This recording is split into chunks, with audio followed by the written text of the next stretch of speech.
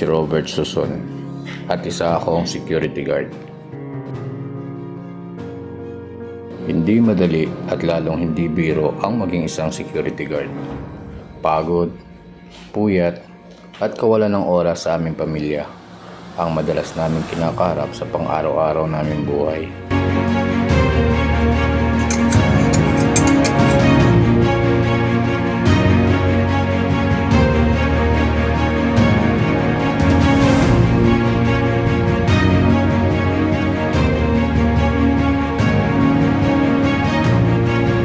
Mahirap gampanan ng dalawang tungkulin.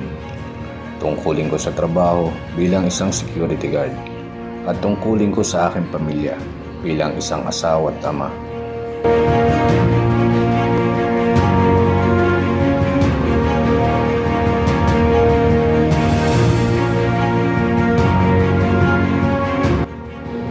Masakit at malungkot mang isipin, sa munti naming tahanan ay halos di na kami magkita-kita. Sa oras ng aking pag-uwi ay ang kanila namang pag-alis. Pag-alis ko namay ang kanilang pagdating. O kaya namay ang madatang silang himbing na sa pagkakatulog. Minsan o madalas pa nga ay kahit sa pinakaumalagang kaarawan nila ay hindi ko sila magawang masamahan upang ito'y pagdiwang.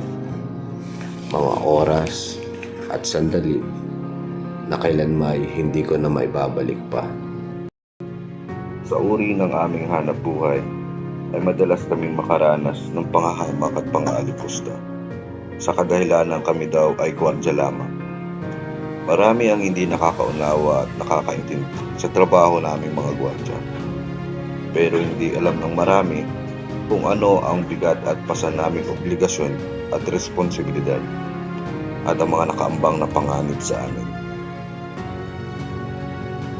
Kabila ng mga problemang aming nararanasan, panghahamak, pangliliit ng maraming tao, ay dinadaan ko na lamang sa paglilibang sa aking sarili upang kahit paano ay makalimot ako sa mga problema at kalungkutan kahit sandali lamang.